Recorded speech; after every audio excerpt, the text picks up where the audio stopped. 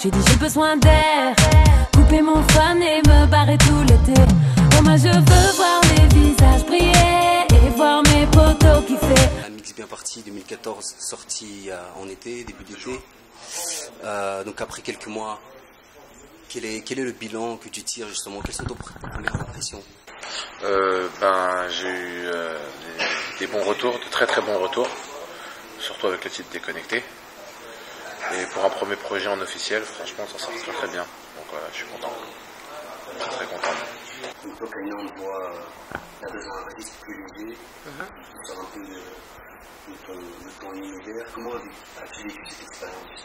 Franchement, de façon très positive, parce que moi-même, quand j'écoute un album, il y a des moments où je vais vouloir écouter des choses un peu plus mélancoliques, d'autres où je vais vouloir m'ambiancer, et j'apprécie, je kiffe écouter ce genre de son aussi. Donc après, c'est juste une ouverture de ma part vers d'autres styles. Je suis chanteuse, donc j'aime plein de choses, et là c'était l'occasion justement sur le projet de Hamida, qui est un projet justement, on va dire, de morceaux d'été, de choses un peu plus légères. Donc ça s'est fait tout naturellement en fait, parce que dans la vie, j'ai aussi ce côté-là, donc je suis contente d'avoir pu le mettre en musique et de pouvoir partager aussi ce genre de morceaux. Ouais. Toi l'artiste, on le voit bouger un peu dans le clip. Pourquoi vous n'avez pas monté une nouvelle danse que ça arrive? Ouais, c'est vrai qu'on aurait pu, on aurait pu mettre pour une danse. C'est tout simple, moi je suis très mauvais danseur. À la base. Je suis très très nul. Donc pour la chorégraphie, fallait attendre un moment. Le prochain, peut-être que je m'entraîne avec Kamel Wally ou Mia Fry. Non mais non, c'était sympa à faire en fait. C'était très rigolé. J'ai essayé de bouger comme je pouvais. Donc Kanye, tu dis j'écoute du tout pas trop ambiancé. Ouais. Dis-moi si je me trompe, Hamida. J'ai l'impression que c'est le sample de Juice de Biggie. C'est très très bon, ouais.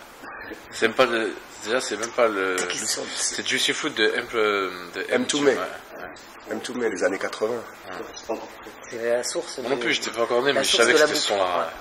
Et donc voilà, c'est un petit clin d'œil justement pour Ouais, carrément. Et quels sont justement les artistes qui vous inspirent, qui t'ont inspiré à faire ça? Moi, c'est beaucoup les artistes des années 80 au niveau des prods. J'ai beaucoup de sonorités funk dessus. Et comme le morceau de Juicy de Notorious Big aussi. Moi, pour ce morceau-là, ou tu veux dire d'une manière générale? D'une manière générale, moi, franchement, je suis assez éclectique dans ce que j'écoute. Je vais autant kiffer un morceau de variété française de Calogero, par exemple, que le dernier French Montana, ou j'aime beaucoup le rap américain. Future aussi, je kiffe. J'aime beaucoup Ciara, après j'écoute Beyoncé, Drake. En français, j'écoute aussi ce qui tourne. Voilà, je suis bon public. Voilà, ouais. Pareil, je suis très très très éclectique. Et, je fais de la musique très festive, mais principalement j'écoute pas trop de musique festive en fait. Ouais, j'en écoute quand je sors et tout ça, j'en fais, mais sinon j'écoute des titres un peu plus, on va dire, sérieux. D'accord. Tu parlais de French Montana. Ouais. Justement, dans une interview, tu pouvais travailler avec French Montana. Qu'en est-il aujourd'hui? Est-ce que c'est en cours? C'est en cours. Ouais, c'est en cours. C'est cool. Et comment ça se fait? Pourquoi French Montana? Est-ce que tu veux créer un lobby marocain? Je crois que c'est ça. Il y a un truc rapide. Non, c'est quelqu'un que j'écoute beaucoup, j'aime beaucoup. Ouais, moi aussi je kiffe. Je le suis beaucoup et par le biais d'un mec qui le gère ici, c'est en cours. Donc, on verra ce que ça donne. Voilà. D'accord. Tu as commencé à exploiter justement le morceau Déconnecté sur ton réseau social en mettant les vidéos des jeunes chanter sur le morceau. Qu'est-ce qu'il prévoit? Il y a un truc derrière, il y a quelque chose derrière ça. Est-ce qu'il y a une révolution ou... Peut-être un remix.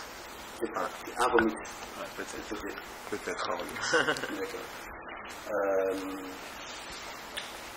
Justement, est-ce que vous avez une anecdote par rapport à ce morceau lors d'une tournée Ouais, moi, Pacha à Marrakech. Il y avait Pacha à Marrakech et au Guitoun à Hammamet en Tunisie. C'était la folie. Il y avait 3200 personnes. J'ai coupé le son du premier couplet, ils l'ont tout fait à cappella. Donc, même le patron de la boîte était choqué. Non, c'était vraiment magnifique. Après, c'est un morceau qui parle à toutes les générations de 7 à 77, donc ça a touché beaucoup de monde. Beaucoup de monde sont reconnus dans le thème, quoi. Quand t'arrives à un moment où tu satures, t'as envie de prendre un bol d'air. Voilà, donc. Le jour de l'enregistrement, par exemple, j'arrive en studio, ils sont complètement morts, lessivés, ils ont une tête d'enterrement. Qu'est-ce qui se passe? Il se passe quoi? Il y a un problème. Et il y a quelqu'un qui dit on a besoin d'air et tout ça. Et en fait, voilà quoi. Vraiment le morceau, quand on a eu le résultat un peu, ce qu'on avait, le résultat final quoi. Vraiment on était morts, on était fatigués et on avait vraiment besoin de ce morceau. Bizarrement, tout a été très évident ensuite. Donc justement, tu parlais d'ambiance, etc. Pour vous, dans quelle ville il y a le plus d'ambiance? Dans les pays qui vous a marqué en tout cas? C'est Marrakech, c'est la guerre, mon pote. Au jour d'aujourd'hui, là, j'étais à 3 jours, c'est encore la guerre. Et j'y retourne encore vendredi. Sachant qu'on y est depuis début août, tous les week-ends. Donc non, ça va, c'est... Il y a l'ambiance. Vesoul par exemple, une ville comme Vesoul, j'ai fait une scène à Vesoul, il y avait, je sais pas, une cinquantaine de gamins qui sont montés sur scène avec moi, et ça c'était magnifique aussi. C'est vraiment à quel point on peut toucher les enfants et tout ça. Le retour qu'ils donnent, c'est vraiment plus choquant que des adultes. Tu sens vraiment qu'ils ont kiffé, et quand ils chantent vraiment avec le cœur. Un dernier mot pour Aloha. Aloha News, on est là. Aloha. On a chacun nos projets qui arrivent. Merci à tous ceux qui nous ont envoyé des vidéos, voilà, qui ont chanté le titre avec nous cet été. Voilà, là on se reconnecte un peu, c'est la rentrée, on retourne en studio, tous on va défendre nos projets. Donc voilà, gros big up à tous ceux qui ont soutenu le projet Pramida, et l'artiste l'album arrive. Venir il est le 6 octobre, et voilà, c'est cool. Boîte les chichas, tout cramé, après cette guerre on sera validé. Tranquille la life, make Dubai, Marrakech.